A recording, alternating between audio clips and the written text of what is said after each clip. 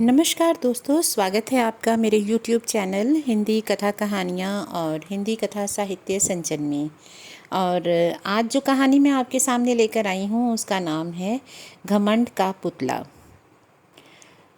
शाम हो गई थी। मैं सरयू नदी के किनारे अपने कैंप में बैठा हुआ नदी के मज़े ले रहा था कि फुटबॉल ने दबे पांव आकर मुझे सलाम किया, जैसे मुझसे कुछ कहना चाहता है। फुटबॉल के नाम से जिस प्राणी का जिक्र किया गया वह मेरा अर्दली था। उसे सिर्फ एक नज़र देखने से यकीन हो जाता था कि यह नाम उसके लिए पूरी तरह उचित है। वह सिर से पैर तक आदमी की शक्ल में एक गेंद था, लंबाई चौड़ाई बराबर। उसका भारी भरकम पेट, जिसने उस दायरे को बनाने में खासा हिस्सा लिया था, एक लंबे कमरबंद में लिपटा रहता था, शायद इसलिए कि वह इंतहा से आगे न बढ़ जाए। जिस वक्त वह तेजी से चलता था, या यूँ कहिए बल्कि कि वह लुढ़कता था, तो साफ मालूम होता था कि कोई फुटबॉल ठोकर खाकर लुढ़कती जा रही है। मैंने उसकी तरफ देखकर पूछा, क्या कहते हो? इस पर फुटबॉल ने ऐसी रोनी सूरत बनाई जैसे कहीं से पिटकर आया है और बोला, हुजूर, अभी तक रसद का कोई इंतज़ाम नहीं हुआ। जमींदार साहब कहते हैं मैं किसी का नौकर नहीं हूँ।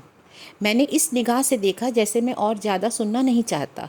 यह असंभव था। मजिस्ट्रेट की शान में जमींदार से ऐसी गुस्ताखी होगी? यह मेरे हाकिमाना गुस्से को भड़काने की एक बदतमीज़ कोशिश थी। मैंने पूछा, जमींदार कौन है? फुटबॉल की बाँछें खिल गईं। बोला, क्या कहूँ, कुंवर सज्जन सिंह।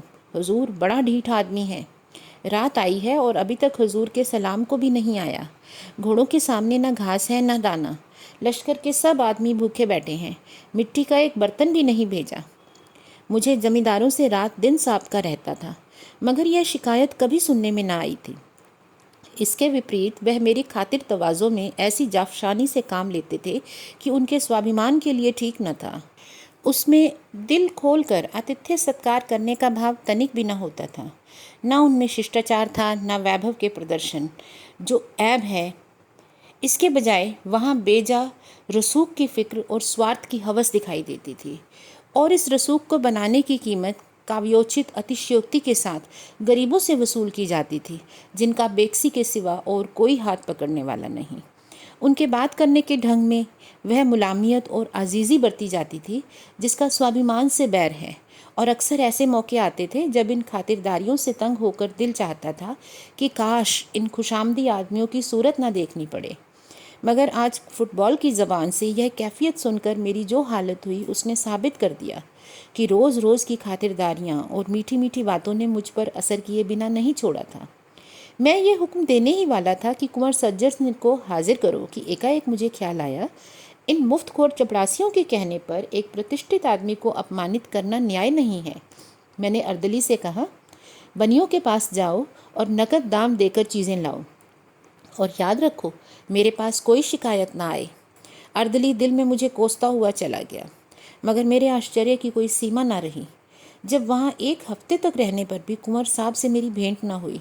अपने आदमियों और लश्कर वालों की ज़ुबान से कुंवर साहब की डिठाई, घमंड और हेकड़ी की कहानियाँ रोज़ सुना करता, और मेरे दुनिया देखे हुए पेशकार ने ऐसे अतिथि सत्कार शून्य गांव में पड़ाव डालने के लिए मुझे कई बार इशारों में समझाने बुझाने की कोशिश की। गालिबन मैं पहला आदमी था जिससे यह भूल हुई थी। अगर मैंने ज़िले के नक्शे के बदले लश्कर वालों से अपने दौरे का प्रोग्राम बनाने में मदद ली होती तो शायद इस अप्रिय अनुभव की नौबत न आती। लेकिन कुछ अजब बात थी कि कुंवर साहब को बुरा भला कहना मुझ पर उल्टा असर डालता था। यहाँ तक कि मुझे उस आदमी से मुलाकात करने की इच्छा पैदा हुई जो सर्वशक्तिमान अफसरों से इतना ज़्यादा अलग थलग रह सकता है। सुबह का वक्त था। मैं गढ़ी में गया। नीचे सरयू नदी लहरें मार रही थी।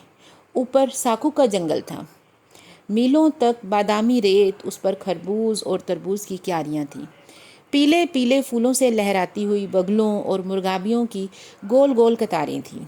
सूर्य देवता ने जंगलों से सिर निकाला, लहरें जगमगाई, पानी में तारे निकले। बड़ा सुहाना, आत्मिक उल्लास देने वाला दृश्य था।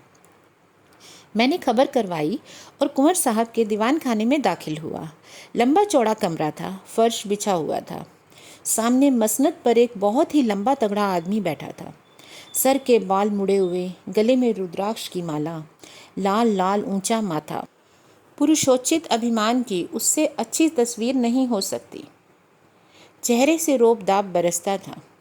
कुंवर साहब ने मेरे सलाम को इस अंदाज से लिया जैसे वह इसके आदी हैं। मसनद से उठकर उन्होंने बहुत बड़प्पन के ढंग से मेरी अगवानी की, खैरियत पूछी और इस तकलीफ़ के लिए मेरा शुक्रिया अदा किया। इतर और पान से मेरी तवज्जो की। तब वह मुझे अपनी उस गड़ी की सैर कराने चले जिसमें किसी ज़माने में ज़रूर आसफुद्दौला को जिच किया होगा, मगर इस वक्त वह बहुत टूटी फूटी हालत में थी। यहाँ के एक एक रोड़े पर कुंवर साहब को नाज था।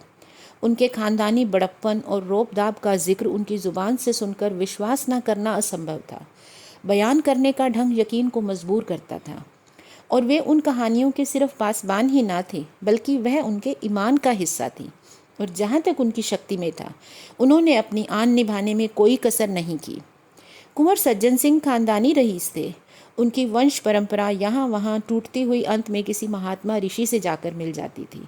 उन्हें तपस्या, भक्ति और योग का कोई दावा न था, लेकिन इसका गर्व उन्हें अवश्य था कि वे एक ऋषि की संतान हैं। पुरखों के जंगली कारनामे भी उनके गर्व का कुछ कम कारण न थे। इतिहास में उनका कहीं जिक्र ना हो, मगर खानदानी भाट ने उन्हें अमर बनाने में कोई कसर न रखी थी। और अगर शब्दों में कुछ ताकत है तो यह गढ़ी रोहतास या कालिंजर के किलों से आगे बढ़ी हुई थी। कम से कम प्राचीनता और बर्बादी के बाह्य लक्षणों में तो इसकी मिसाल मुश्किल से मिल सकती थी, क्योंकि पुराने ज़माने में चाहे इसने मुहासरों और सुरंगों को हैच समझा हो, लेकिन वह चींटियों और दीमकों के हमलों का भी सामना न कर सकती थी। कुंवर सज्जन सिंह से मेरी भेंट बहुत संक्षिप्त थी, लेकिन इस दिलचस्प आदमी ने मुझे हमेशा के लिए अपना भक्त बना लिया। बड़ा समझदार, मामले को समझने वाला दूरदर्शी आदमी था। आखिर मुझे उसका बिन पैसों का गुलाम बनना था। बरसात में सरयू नदी इस जोर शोर से चढ़ी कि हजारों गांव बर्बाद हो गए। बड़े बड़े कद्दावर दरख्त तिनकों की तरह बहते चले जाते थे। चारपाइयों पर सोते हुए बच्चे, औरतें, खूंटों पर बंधे हुए गायें, बैल उसकी गरजती हुई लहरों में समा गए। खेतों में नाव चलती थी। शहर में उड़ती हुई खबरें पहुंची, सहायता के प्रस्ताव पास हुए। सैकड़ों ने सहानुभूति और शौक के अर्जेंट तार जिला के बड़े साहब की सेवा में भेजे। टाउन हॉल में कौमी हमदर्दी की पुरशोर सदाएं उठी और उस हंगामे में बाढ़ पीड़ितों की दर्द भरी पुकारें दब गईं। सरकार के कानों में फरियाद पहुंची तो एक जांच कमीशन तैयार हुआ। जमींदारों को हुक्म हुआ कि कमीशन के सामने अपने नुकसानों को विस्तार से बताएं और उसके सबूत दें।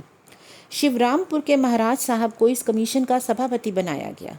जमींदारों में रेल पेल शुरू हुई। नसीब जागे। नुकसान के तखमीन का फैसला करने में काव्य बुद्धि से काम लिया गया। सुबह से शाम तक कमीशन के सामने एक जमघट रहता। ऑनरेबल महाराजा साहब को सांस लेने की फुर्सत ना थी। दलील और शहादत का काम बात बनाने और खुशामद से लिया जाता था। महीनों यही कैफियत रही। नदी किनारे के सभी जमींदार अपने नुकसान की फरियादें पेश कर गए। अगर कमीशन से किसी को कोई फ़ायदा नहीं पहुंचा तो वह थे कुंवर सज्जन सिंह। उनके सारे मौजे सरयू के किनारे पर थे और सब तबाह हो गए थे। गढ़ी की दीवारें भी उसके हमलों से बच न सकी थी, लेकिन उनकी ज़बान ने खुशामद करना तो सीखा ही ना था, और यहाँ उसके बगैर काम होना मुश्किल था। चुनांचे वह कमीशन के सामने ना आ सके। मियाद ख़त्म होने पर कमीशन ने रिपोर्ट पेश की। बाढ़ में डूबे हुए इलाकों में लगान की आम माफ़ी हो गई। रिपोर्ट के मुताबिक सिर्फ सज्जन सिंह वह भाग्यशाली ज़मींदार थे जिनका कोई नुकसान न हुआ था। कुंवर साहब ने रिपोर्ट सुनी, मगर माथे पर बल न आया। उनके आसामी गढ़ी के सहन में जमा थे। यह हुक्म सुना तो रोने धोने लगे। तब कुंवर साहब उठे और बुलंद आवाज़ में बोले, मेरे इलाके में भी माफ़ी है, एक कोड़ी लगान न लिया जाए। मैंने यह वाक्य सुना और खुद ब खुद मेरी आंखों से आंसू टपक पड़े। बेशक यह वह आदमी है जो हुकूमत और अख्तियार के तूफ़ान में जड़ से उखड़ जाएगा, मगर झुकेगा नहीं। फिर वह दिन भी याद रहेगा जब अयोध्या में हमारे जादू सा करने वाले कवि शंकर को राष्ट्र की ओर से बधाई देने के लिए शानदार जलसा हुआ। हमारा गौरव, हमारा जोशीला शंकर यूरोप और अमेरिका पर अपने काव्य का जादू करके वापस आया था। अपने कमालों पर घमंड करने वाले यूरोप ने उसकी पूजा की थी। उसकी भावनाओं ने ब्राउनिंग और शैली के प्रेमियों को भी अपनी वफा का पाबंद न रहने दिया। उसकी जीवन सुधा से यूरोप के प्यासे जी उठे। सारे सभ्य संसार ने उसकी कल्पना की उड़ान के आगे सिर झुका दिए। उसने भारत को यूरोप की निगाहों में अगर ज़्यादा नहीं तो यूनान और रोम के पहलू में बिठा दिया था। जब तक वह यूरोप में रहा, दैनिक अखबारों के पत्रे उसकी चर्चा से भरे रहते थे। यूनिवर्सिटियों और विद्वानों की सभाओं ने उस पर उपाधियों की मूसलाधार वर्षा कर दी। सम्मान का वह पदक जो यूरोप वालों को प्यारा सपना और जिंदा आरजू है, वह पदक हमारे जिंदा दिल शंकर के सीने पर शोभा दे रहा था।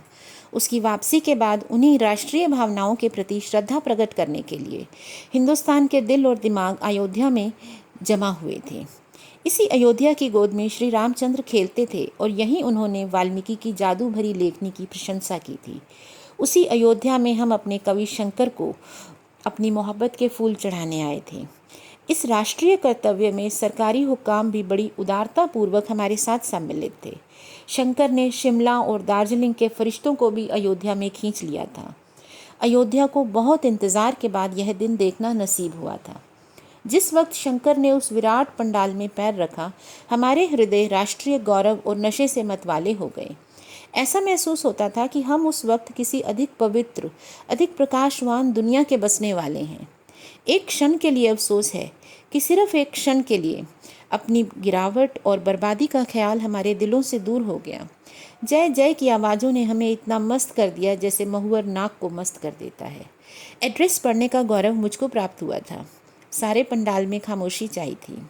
जिस वक्त मेरी जबान से ये शब्द निकले, ए राष्ट्र के नेता, ए हमारे आत्मिक गुरु, हम सच्ची मोहब्बत से तुम्हें बधाई देते हैं और सच्ची श्रद्धा से तुम्हारे पैरों पर सिर झुकाते हैं, यकायक मेरी निगाह उठी। मैंने एक हृष्ट पुष्ट हैकल आदमी को तालुकेदारों की कतार से उठकर बाहर जाते देखा। यह कुंवर सज्जन सिंह थे।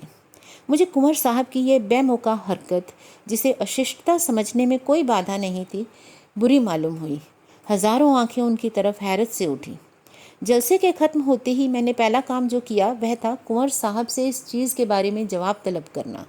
मैंने पूछा, क्यों साहब, आपके पास इस बेमौका हरकत का कोई जवाब है? सज्जन सिंह ने गंभीरता से जवाब दिया, आप सुनना चाहें तो जवाब दूं? इस पर मैंने कहा, शौक़ से फरमाइए। फिर वह बोले, अच्छा तो सुनिए। मैं शंकर की कविता का प्रेमी हूँ, शंकर की इज्जत करता हूँ, शंकर पर गर्व करता हूँ, शंकर को अपने और अपनी कौम के ऊपर एहसान करने वाला समझता हूँ, मगर उसके साथ ही उन्हें अपना आध्यात्मिक गुरु और उनके चरणों में सिर झुकाने के लिए तैयार नहीं हूँ। मैं आश्चर्य से उसका मुंह ताकता रह गया। यह आदमी नहीं, घमंड का पुतला है। देखो, यह सिर कभी झुकता ही नहीं। काफ़ी समय बीत गया। पूर्णमासी का पूरा चांद सरयू के सुनहरे फर्श पर नाचता था और लहरें खुशी से गले मिल मिल कर गाती थीं। फागुन का महीना था, पेड़ों में कौपलें निकली थीं और कोयल कूकने लगी थी। मैं अपना दौरा करके सदर लौटता था। रास्ते में कुंवर सज्जन सिंह से मिलने का चाव मुझे उनके घर ले गया, जहां अब मैं बड़ी बेतकल्लुफ़ी से आता जाता था। मैं शाम के वक्त नदी की सैर को चला। वह प्राणदायिनी हवा, वह उड़ती हुई लहरें, वह गंभीर निस्तब्धता, सारा दृश्य एक आकर्षक सुहाना सपना था। चांद के चमकते हुए गीत से जिस तरह लहरें झूम रही थीं, उसी तरह मीठी चिंताओं से दिल उमड़ा जाता था। मुझे ऊंचे कगार पर एक पेड़ के नीचे कुछ रोशनी दिखाई दी। मैं ऊपर चढ़ा। वहाँ बरगद की घनी छाया में धूनी जल रही थी। उसके सामने एक साधु पैर फैलाए बरगद की एक मोटी जटा के सहारे लेटे हुए था। उनका चेहरा आग की चमक को लजाता था। नीले तालाब में कमल खिला हुआ था। उनके पैरों के पास एक दूसरा आदमी बैठा हुआ था। उसकी पीठ मेरी तरफ थी। वह उस साधु के पैरों पर अपना सिर रखे हुए था, पैरों को चूमता था और माथे पर लगाता था। साधु अपने दोनों हाथ उसके सिर पर रखे हुए था, जैसे वासना, धैर्य और संतोष के आंचल में आश्रय ढूंढ रही हो। भोला लड़का माँ बाप की गोद में आ बैठा हो। एकाएक वह झुका हुआ सर उठा और मेरी निगाह उसके चेहरे पर पड़ी। मुझे सकता सा हो गया, ये कुंवर सज्जन सिंह थे। वह सर जो झुकना ना जानता था, इस वक्त ज़मीन छू रहा था। वह माथा जो एक ऊंचे मनसबदार के सामने ना झुका, जो एक प्रतापी वैभवशाली महाराज के सामने ना झुका, जो एक बड़े देश प्रेमी कवि और दार्शनिक के सामने ना झुका, इस वक्त एक साधु के कदमों में गिरा हुआ था।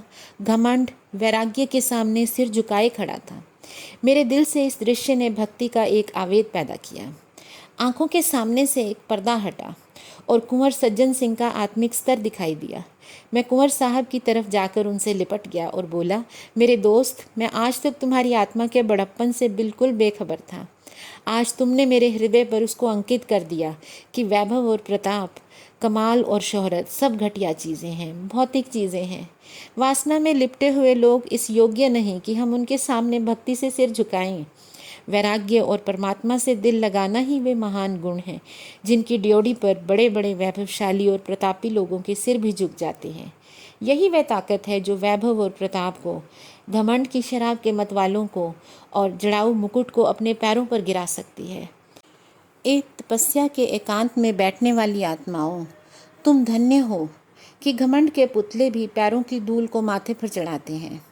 कुंवर सज्जन सिंह ने मुझे छाती से लगाकर कहा, मिस्टर वागले, आज आपने मुझे सच्चे गर्व का रूप दिखा दिया और मैं कह सकता हूँ कि सच्चा गर्व सच्ची प्रार्थना से कम नहीं।